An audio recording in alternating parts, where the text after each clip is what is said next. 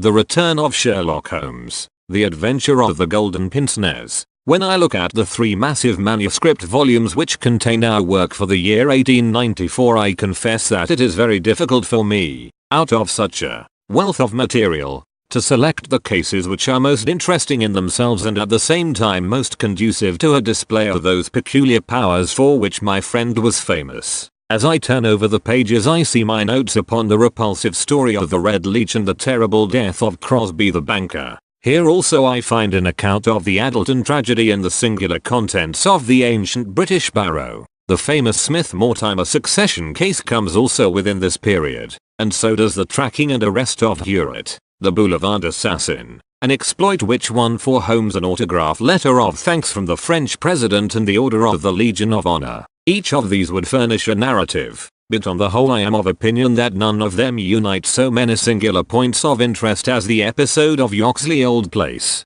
which includes not only the lamentable death of young Willoughby Smith, but also those subsequent developments which threw so curious a light upon the causes of the crime. It was a wild, tempestuous night towards the close of November. Holmes and I sat together in silence all the evening. He engaged with a powerful lens deciphering the remains of the original inscription upon a palimpsest. I deep in a recent treatise upon surgery. Outside the wind howled down Baker Street, while the rain beat fiercely against the windows. It was strange there in the very depths of the town, with 10 miles of man's handiwork on every side of us, to feel the iron grip of nature, and to be conscious that to the huge elemental forces all London was no more than the molehills that dot the fields. I walked to the window and looked out on the deserted street. The occasional lamps gleamed on the expanse of muddy road and shining pavement. A single cab was splashing its way from the Oxford Street end. "Well, Watson, it's as well we have not to turn out tonight," said Holmes, laying aside his lens and rolling up the palimpsest. "I've done enough for one sitting. It is trying work for the eyes. So far as I can make out, it is nothing more exciting than an abbey's accounts dating from the second half of the 15th century. Hello, hello, hello. What's this?" Amid the droning of the wind there had come the stamping of a horse's hoofs and the long grind of a wheel as it rasped against the curb. The cab which I had seen had pulled up at our door. "What can he want?" I ejaculated, as a man stepped out of it. "Want? He wants us. And we, my poor Watson, want overcoats and cravats and goloshes, and every aid that man ever invented to fight the weather. Wait a bit, though. There's the cab off again. There's hope yet. He'd have kept it if he had wanted us to come. Run down, my dear fellow, and open the door, for all virtuous folk have been long in bed." When the light of the hall lamp fell upon our midnight visitor, I had no difficulty in recognizing him. It was young Stanley Hopkins, a promising detective, in whose career Holmes had several times shown a very practical interest. "Is he in?" he asked, eagerly. "Come up, my dear sir," said Holmes's voice from above. "I hope you have no designs upon us on such a night as this." The detective mounted the stairs, and our lamp gleamed upon his shining waterproof. I helped him out of it while Holmes knocked a blaze out of the logs in the grate. "Now, my dear Hopkins, draw up and warm your toes," said he. "Here's a cigar, and the doctor has a prescription containing hot water and a lemon, which is good medicine on a night like this. It must be something important which has brought you out in such a gale." "It is indeed, Mr. Holmes. I've had a bustling afternoon, I promise you. Did you see anything of the Yoxley case in the latest editions?" "I've seen nothing later than the 15th century today." "Well, it was only a paragraph, and all wrong at that, so you have not missed anything. I haven't let the grass grow under my feet. It's down in Kent, 7 miles from Chatham and 3 from the railway line. I was wired for at 3:15, reached Yoxley Old Place at 5, conducted my investigation, was back at Charing Cross by the last train, and straight to you by cab. Which means, I suppose, that you are not quite clear about your case." "It means that I can make neither head nor tail off it. So far as I can see, it is just as tangled as ever I handled, and yet at first it seemed so simple that one couldn't go wrong. There's no motive, Mr. Holmes. That's what bothers me. I can't put my hand on a motive. Here's a man dead, there's no denying that, but, so far as I can see, no reason on earth why anyone should wish him harm." Holmes lit his cigar and leaned back in his chair. "Let us hear about it," said he. "I've got my facts pretty clear," said Stanley Hopkins. All I want now is to know what they all mean. The story, so far as I can make it out, is like this.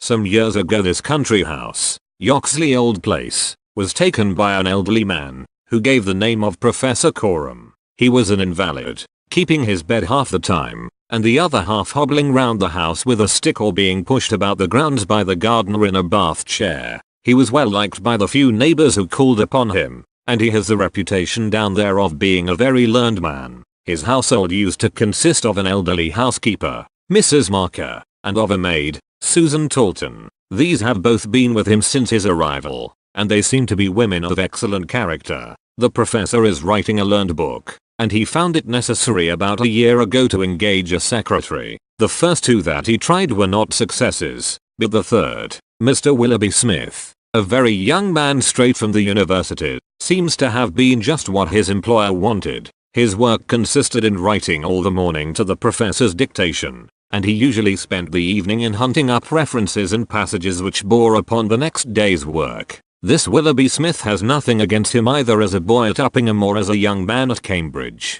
I have seen his testimonials, and from the first he was a decent, quiet, hard-working fellow, with no weak spot in him at all. And yet this is the lad who has met his death this morning in the professor's study under circumstances which can point only to murder. The wind howled and screamed at the windows. Holmes and I drew closer to the fire while the young inspector slowly and point by point developed his singular narrative. If you were to search all England, said he, I don't suppose you could find a household more self-contained or free from outside influences. Whole weeks would pass and not one of them go past the garden gate. The professor was buried in his work and existed for nothing else. Young Smith knew nobody in the neighborhood, and lived very much as his employer did. The two women had nothing to take them from the house. Mortimer the gardener, who wheels the bath chair, is an army pensioner, an old Crimean man of excellent character. He does not live in the house, but in a 3-roomed cottage at the other end of the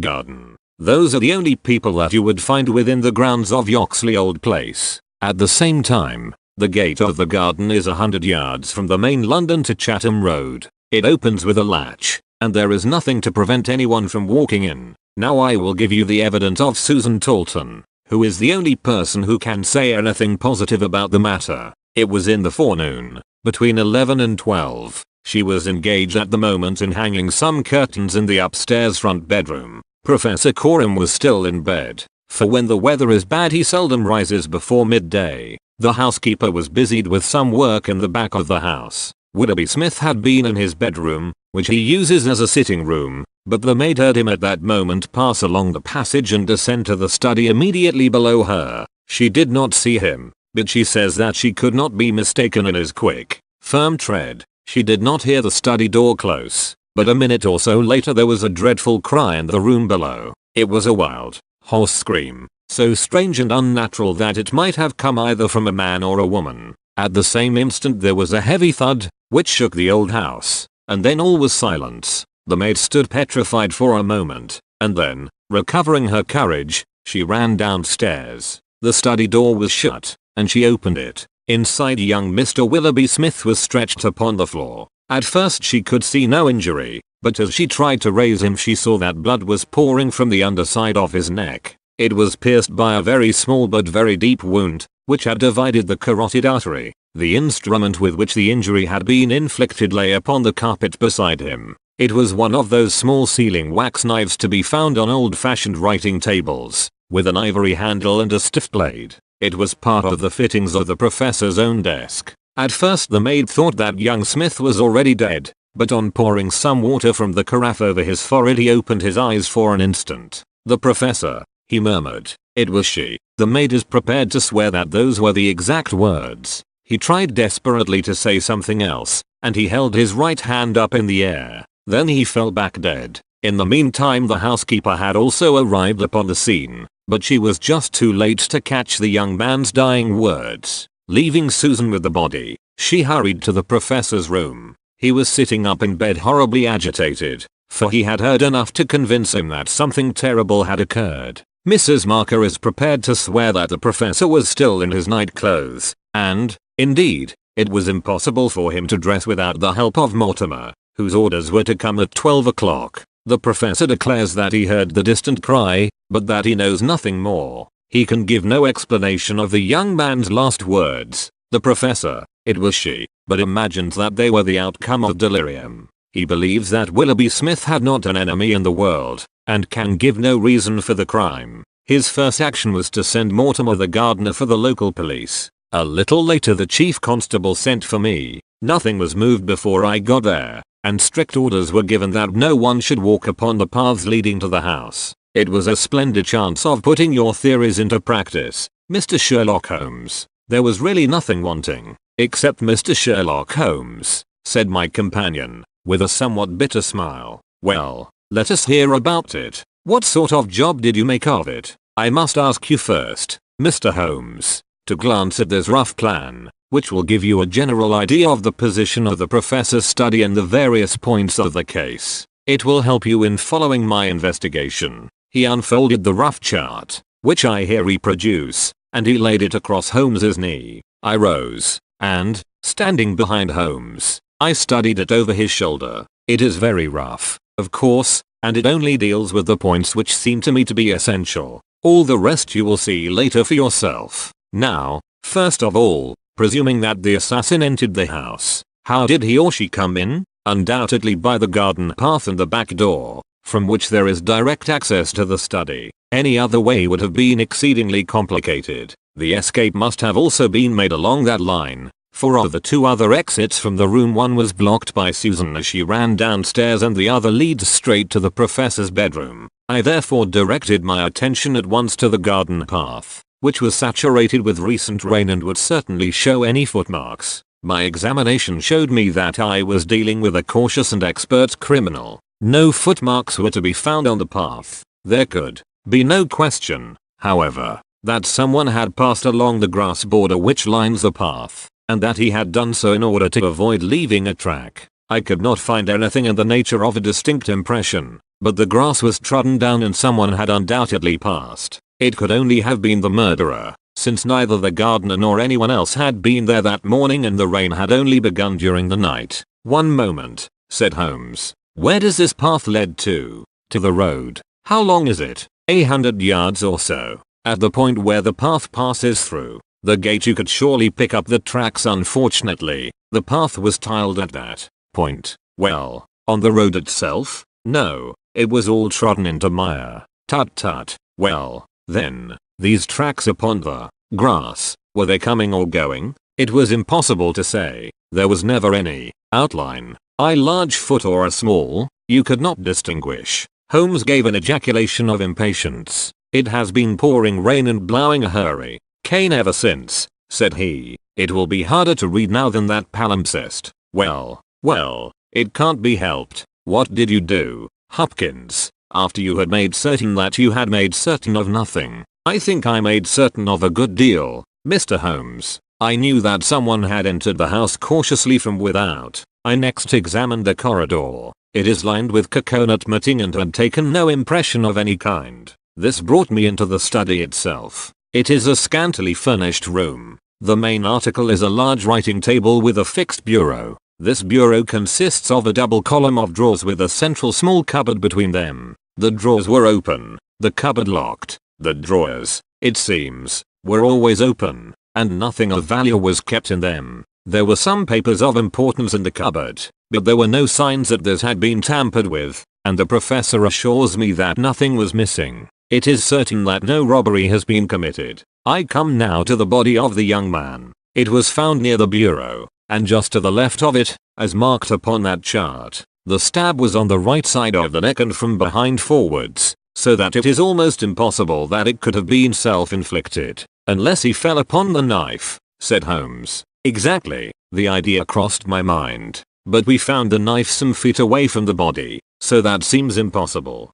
Then, of course, there are the man's own dying words, and, finally, there was this very important piece of evidence which was found clasped in the dead man's right hand. From his pocket Stanley Hopkins drew a small paper packet. He unfolded it and disclosed a golden pince-nez, with two broken ends of black silk cord dangling from the end of it. Willoughby Smith had excellent sight, he added. There can be no question that this was snatched from the face or the person of the assassin. Sherlock Holmes took the glasses into his hand and examined them with the utmost attention and interest. He held them on his nose, endeavored to read through them, went to the window and stared up the street with them, looked at them most minutely in the full light of the lamp, and finally, with a chuckle, seated himself at the table and wrote a few lines upon a sheet of paper, which he tossed across to Stanley Hopkins. "That's the best I can do for you," said he. "It may prove to be of some use." The astonished detective read the note aloud. It ran as follows. "Wanted, a woman of good address, attired like a lady. She has a remarkably thick nose, with eyes which are set close upon either side of it. She has a puckered forehead, a peering expression, and probably rounded shoulders. There are indications that she has had recourse to an optician at least twice during the last few months. As her glasses are of remarkable strength and as opticians are not very numerous, there should be no difficulty in tracing her." Holmes smiled at the astonishment of Hopkins, which must have been reflected upon my features. "Surely my deductions are simplicity itself," said he. "It would be difficult to name any articles which afford a finer field for inference than a pair of glasses, especially so remarkable a pair as these. That they belong to a woman I infer from their delicacy, and also, of course, from the last words of the dying man. As to her being a person of refinement and well dressed, they are, as you perceive, handsomely mounted in solid gold, and it is inconceivable that anyone who wore such glasses could be slatternly in other respects. You will find that the clips are too wide for your nose, showing that the lady's nose was very broad at the base. This sort of nose is usually a short and coarse one, but there are a sufficient number of exceptions to prevent me from being dogmatic or from insisting upon this point in my description. My own face is a narrow one, and yet I find that I cannot get my eyes into the center, or near the center, of these glasses. Therefore the lady's eyes are set very near to the sides of the nose. You will perceive, Watson, that the glasses are concave and of unusual strength. A lady whose vision has been so extremely contracted all her life is sure to have the physical characteristics of such vision, which are seen in the forehead, the eyelids, and the shoulders. "Yes," I said, "I can follow each of your arguments. I confess, however, that I am unable to understand how you arrive at the double visit to the optician." Holmes took the glasses in his hand.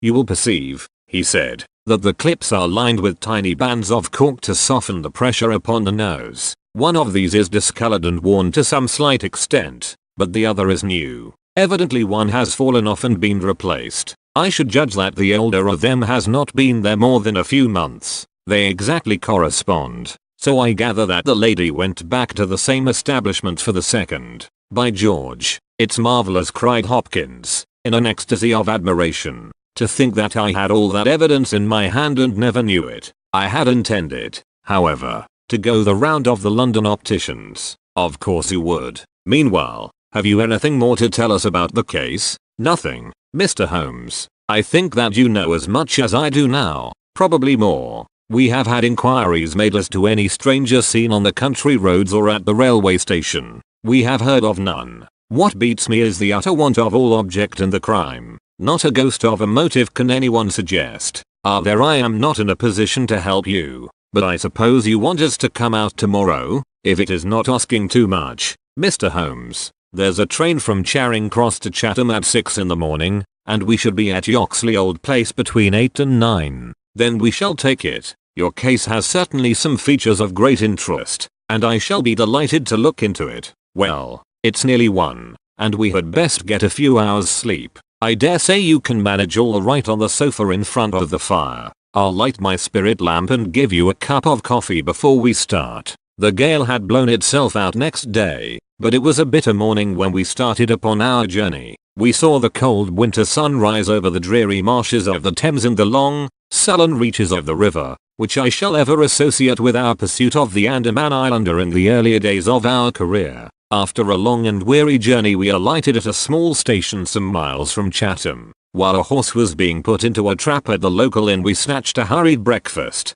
and so we were all ready for business when we at last arrived at Yoxley Old Place. A constable met us at the garden gate. "Well, Wilson, any news?" "No, sir, nothing. No reports of any stranger seen?" "No, sir. Down at the station they are certain that no stranger either came or went yesterday. Have you had inquiries made at inns and lodgings? Yes, sir. There is no one that we cannot account for. Well, it's only a reasonable walk to Chatham. Anyone might stay there, or take a train without being observed. This is the garden path of which I spoke, Mr. Holmes. I'll pledge my word there was no mark on it yesterday. On which side were the marks on the grass? This side, sir. This narrow margin of grass between the path and the flower bed. I can't see the traces now, but they were clear to me then. Yes, yes. Someone has passed along, said Holmes, stooping over the grass border. Our lady must have picked her steps carefully,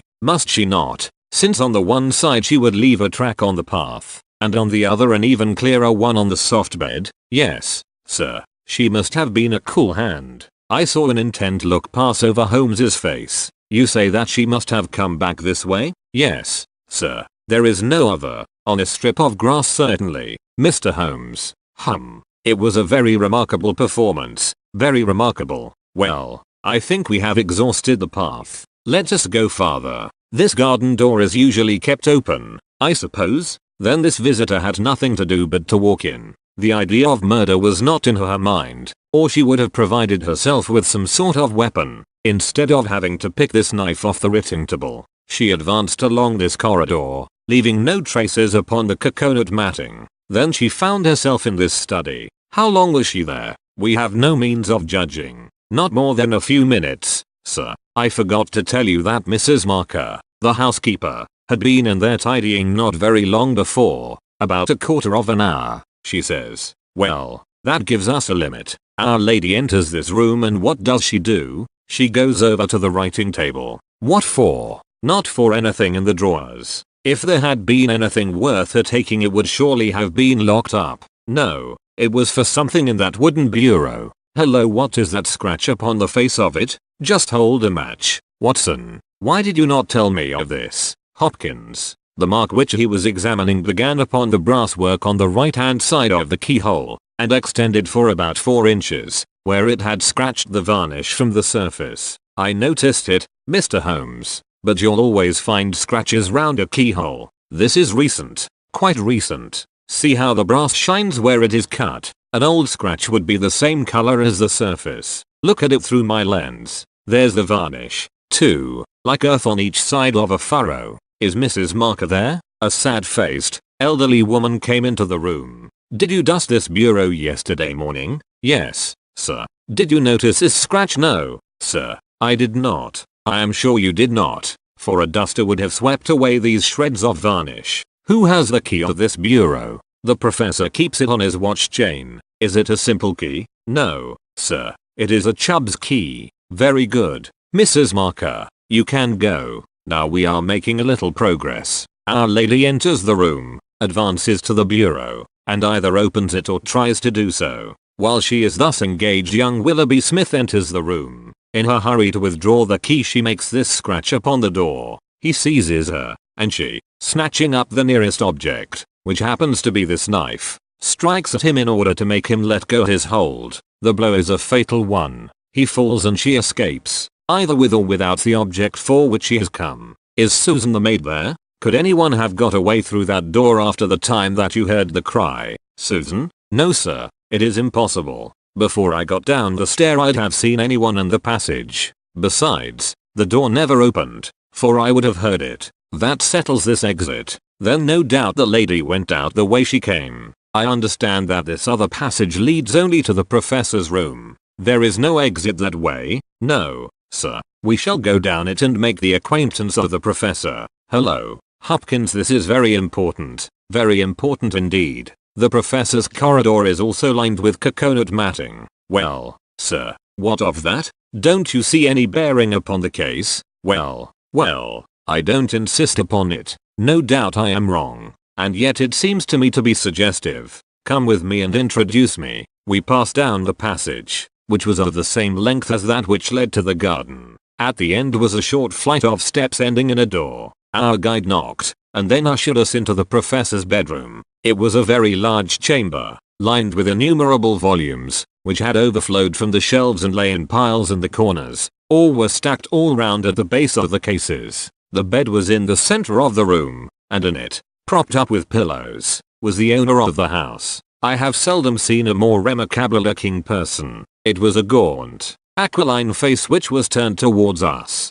with piercing dark eyes, which lurked in deep hollows under overhung and tufted brows. His hair and beard were white, save that the latter was curiously stained with yellow around his mouth. A cigarette glowed amid the tangle of white hair, and the air of the room was fetid with stale tobacco smoke. As he held out his hand to Holmes, I perceived that it also was stained yellow with nicotine. "A smoker," Mr. Holmes said he, speaking well-chosen English with a curious little mincing accent. "Pray take a cigarette. And you, sir? I can recommend them, for I have them especially prepared by Ionides of Alexandria. He sends me 1,000 at a time, and I grieve to say that I have to arrange for a fresh supply every fortnight. Bad, sir, very bad, but an old man has few pleasures. Tobacco and my work, that is all that is left to me." Holmes had lit a cigarette, and was shooting little darting glances all over the room. "Tobacco and my work, but now only tobacco," the old man exclaimed. "Alas, what a fatal interruption. Who could have foreseen such a terrible catastrophe? So estimable a young man. I assure you that after a few months' training he was an admirable assistant. What do you think of the matter, Mr. Holmes?" "I have not yet made up my mind. I shall indeed be indebted to you if you can throw a light where all is so dark to us. To a poor bookworm and invalid like myself such a blow is paralyzing. I seem to have lost the faculty of thought, but you are a man of action. You are a man of affairs. It is part of the everyday routine of your life. You can preserve your balance in every emergency. We are fortunate indeed in having you at our side." Holmes was pacing up and down one side of the room whilst the old professor was talking. I observed that he was smoking with extraordinary rapidity. It was evident that he shared our host's liking for the fresh Alexandrian cigarettes. "Yes, sir, it is a crushing blow," said the old man. "That is my magnum opus,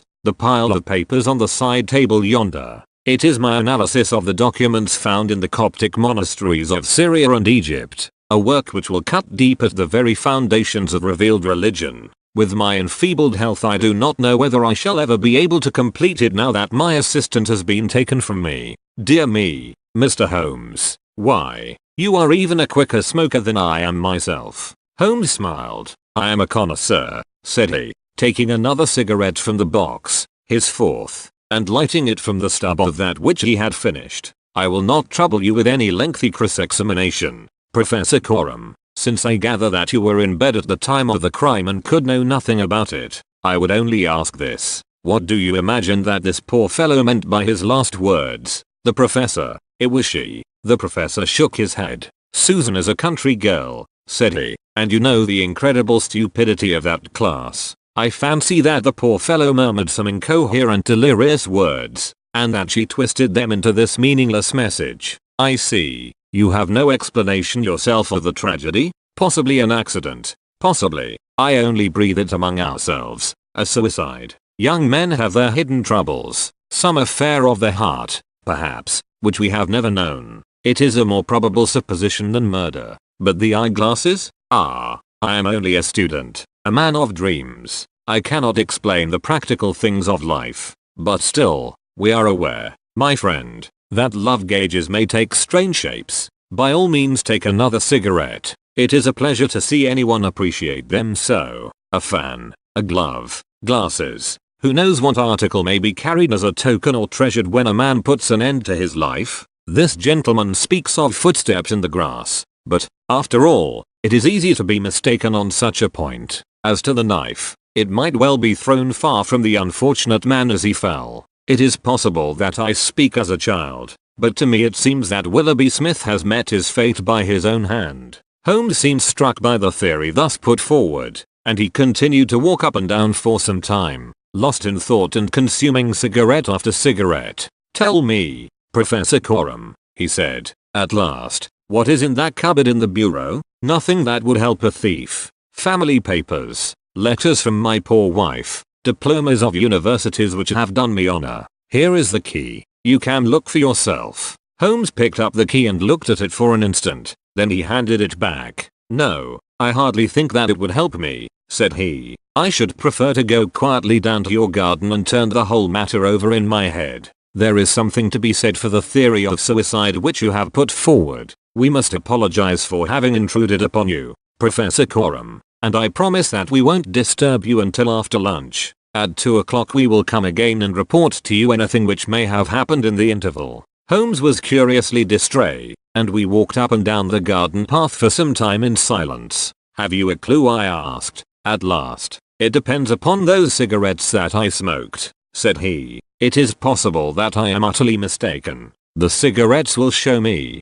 My dear Holmes, I exclaimed. How on earth? Well, you may see for yourself. If not, there's no harm done. Of course, we always have the optician clue to fall back upon, but I take a shortcut when I can get it. Ah, here is the good Mrs. Marker. Let us enjoy 5 minutes of instructive conversation with her. I may have remarked before that Holmes had, when he liked, a peculiarly ingratiating way with women, and that he very readily established terms of confidence with them. In half the time which he had named he had captured the housekeeper's goodwill, and was chatting with her as if he had known her for years. Yes, Mr. Holmes, it is as you say, sir. He does smoke something terrible, all day and sometimes all night, sir. I've seen that room of a morning. Well, sir, you'd have thought it was a London fog. Poor young Mr. Smith. He was a smoker also, but not as bad as the professor. His health, well, I don't know that it's better nor worse for the smoking,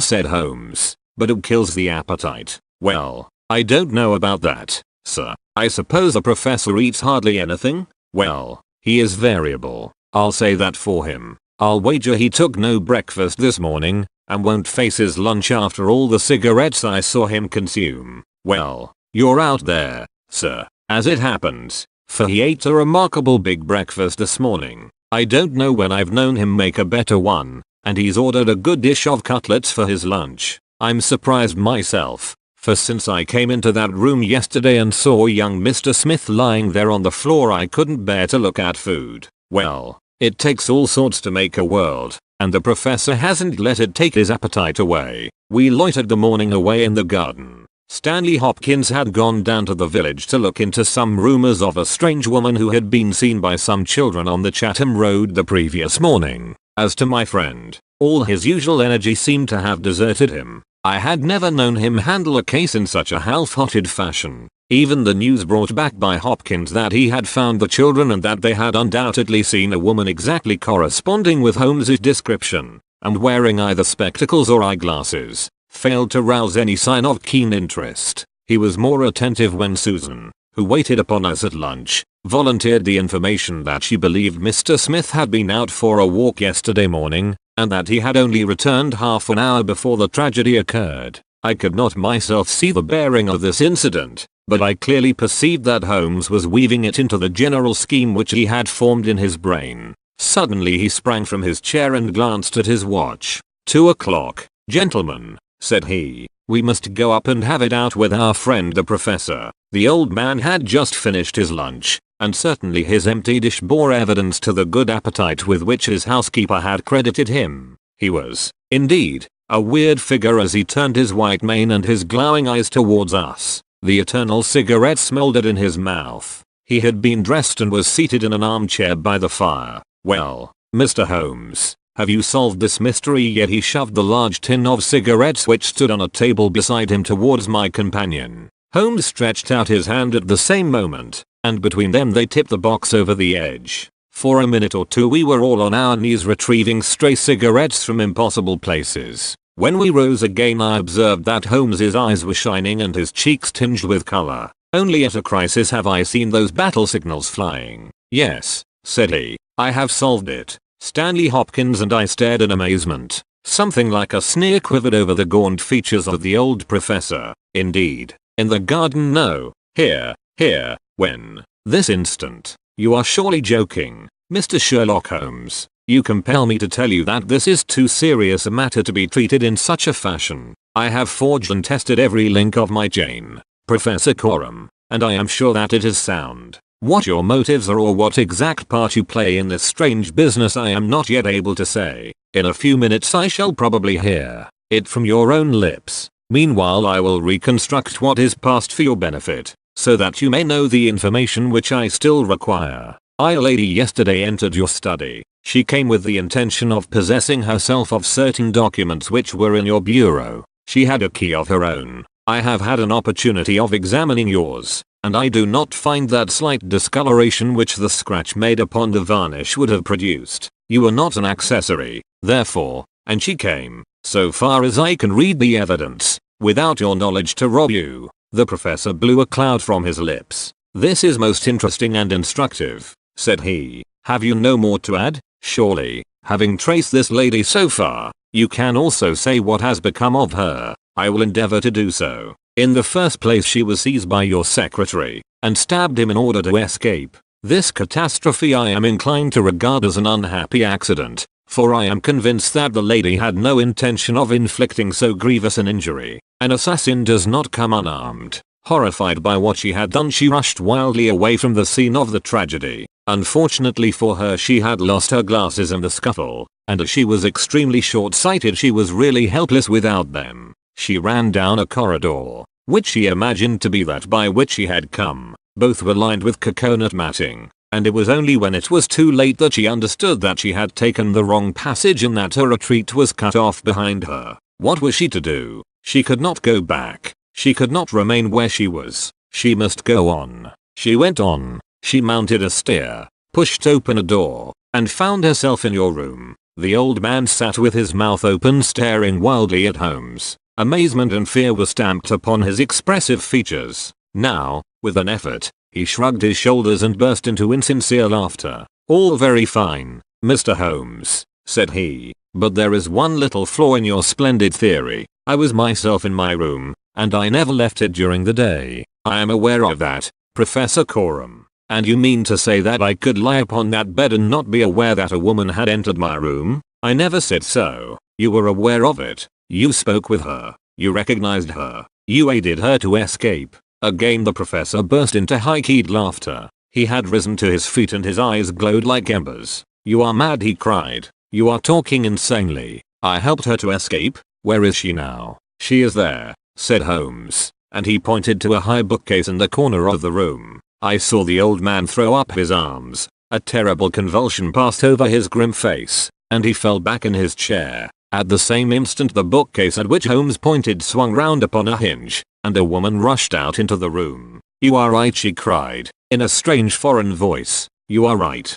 I am here. She was brown with the dust and draped with the cobwebs which had come from the walls of her hiding place. Her face, too, was streaked with grime, and at the best she could never have been handsome, for she had the exact physical characteristics which Holmes had divined, with, in addition, a long and obstinate chin. What with her natural blindness, and what with the change from dark to light, she stood as one dazed, blinking about her to see where and who we were. And yet, in spite of all these disadvantages, there was a certain nobility in the woman's bearing, a gallantry in the defiant chin and in the upraised head, which compelled something of respect and admiration. Stanley Hopkins had laid his hand upon her arm and claimed her as his prisoner, but she waved him aside gently, and yet with an overmastering dignity which compelled obedience. The old man lay back in his chair, with a twitching face, and stared at her with brooding eyes. Yes, sir, I am your prisoner, she said. From where I stood I could hear everything, and I know that you have learned the truth. I confess it all. It was I who killed the young man. But you are right, you who say it was an accident. I did not even know that it was a knife which I held in my hand, for in my despair I snatched anything from the table and struck at him to make him let me go. It is the truth that I tell, madam, said Holmes. I am sure that it is the truth. I fear that you are far from well. She had turned a dreadful color, the more ghastly under the dark dust streaks upon her face. She seated herself on the side of the bed. Then she resumed. I have only a little time here, she said, but I would have you to know the whole truth. I am this man's wife. He is not an Englishman. He is a Russian. His name I will not tell. For the first time the old man stirred. God bless you, Anna, he cried. God bless you. She cast a look of the deepest disdain in his direction. Why should you cling so hard to that wretched life of yours? Sergius, said she. It has done harm to many and good to none,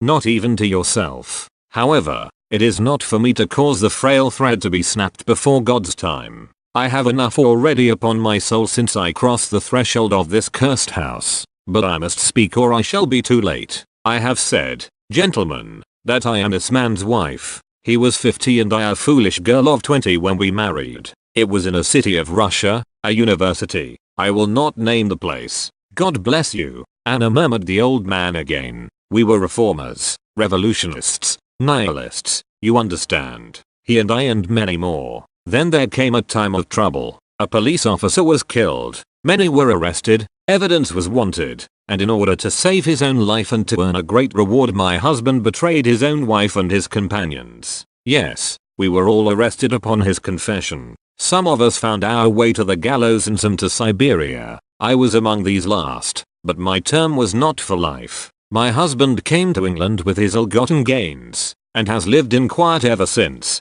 knowing well that if the Brotherhood knew where he was, not a week would pass before justice would be done. The old man reached out a trembling hand and helped himself to a cigarette. I am in your hands, Anna, said he. You were always good to me. I have not yet told you the height of his villainy, said she. Among our comrades of the order there was one who was the friend of my heart. He was noble, unselfish, loving, all that my husband was not. He hated violence. We were all guilty, if that is guilt, but he was not. He wrote forever dissuading us from such a course. These letters would have saved him. So would my diary, in which from day to day I had entered both my feelings towards him and the view which each of us had taken. My husband found and kept both diary and letters. He hid them, and he tried hard to swear away the young man's life. In this he failed, but Alexis was sent a convict to Siberia, where now, at this moment, he works in a salt mine. Think of that, you villain,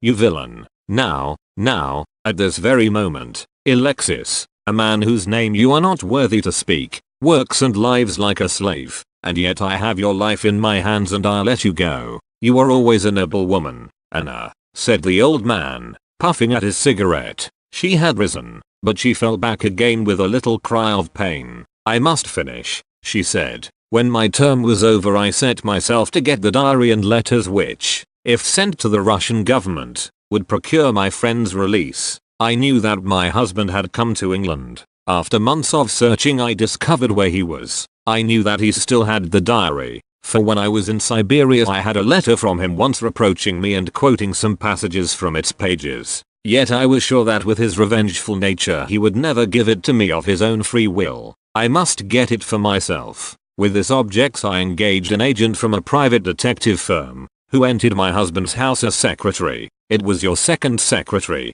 Sergius, the one who left you so hurriedly. He found that papers were kept in the cupboard, and he got an impression of the key. He would not go farther. He furnished me with a plan of the house, and he told me that in the forenoon the study was always empty, as the secretary was employed up here. So at last I took my courage in both hands and I came down to get the papers for myself. I succeeded, but at what a cost. I had just taken the papers and was locking the cupboard when the young man seized me. I had seen him already that morning. He had met me in the road and I had asked him to tell me where Professor Coram lived, not knowing that he was in his employ. Exactly, said Holmes. The secretary came back and told his employer of the woman he had met. Then in his last breath he tried to send a message that it was she, the she whom he had just discussed with him. You must let me speak, said the woman, in an imperative voice, and her face contracted as if in pain. When he had fallen I rushed from the room, chose the wrong door,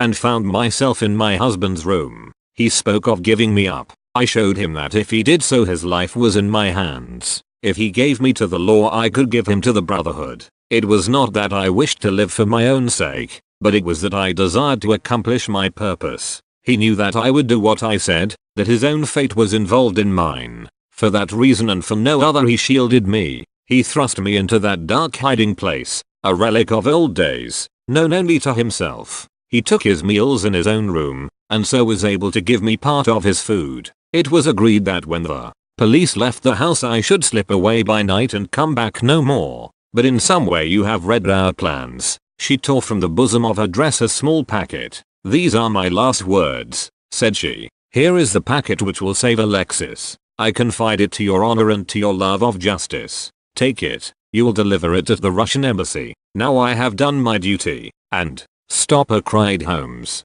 He had bounded across the room and had wrenched a small file from her hand. Too late, she said, sinking back on the bed. Too late. I took the poison before I left my hiding place. My head swims. I am going. I charge you, sir, to remember the packet. A simple case, and yet in some ways an instructive one, Holmes remarked, as we travelled back to town. It hinged from the outset upon the Pince-Nez, but for the fortunate chance of the dying man having seized these, I am not sure that we could ever have reached our solution. It was clear to me from the strength of the glasses that the wearer must have been very blind and helpless when deprived of them. When you asked me to believe that she walked along a narrow strip of grass without once making a false step, I remarked, as you may remember, that it was a noteworthy performance. In my mind I set it down as an impossible performance, save in the unlikely case that she had a second pair of glasses. I was forced, therefore, to seriously consider the hypothesis that she had remained within the house. On perceiving the similarity of the two corridors, it became clear that she might very easily have made such a mistake, and in that case it was evident that she must have entered the professor's room. I was keenly on the alert, therefore, for whatever would bear out this supposition, and I examined the room narrowly for anything in the shape of a hiding place. The carpet seemed continuous and firmly nailed, so I dismissed the idea of a trapdoor. There might well be a recess behind the books. As you are aware, such devices are common in old libraries. I observed that books were piled on the floor at all other points, but that one bookcase was left clear. This, then, might be the door. I could see no marks to guide me, but the carpet was of a dun color, which lends itself very well to examination. I therefore smoked a great number of those excellent cigarettes, and I dropped the ash all over the space in front of the suspected bookcase. It was a simple trick, but exceedingly effective. I then went downstairs and I ascertained, in your presence, Watson, without your perceiving the drift of my remarks, that Professor Corum's consumption of food had increased, as one would expect when he is supplying a second person. We then ascended to the room again, when, by upsetting the cigarette box, I obtained a very excellent view of the floor, and was able to see quite clearly, from the traces upon the cigarette ash, that the prisoner had, in our absence, come out from her retreat. Well, Hopkins, here we are at Charing Cross, and I congratulate you on having brought your case to a successful conclusion. You are going to headquarters, no doubt. I think, Watson, you and I will drive together to the Russian embassy.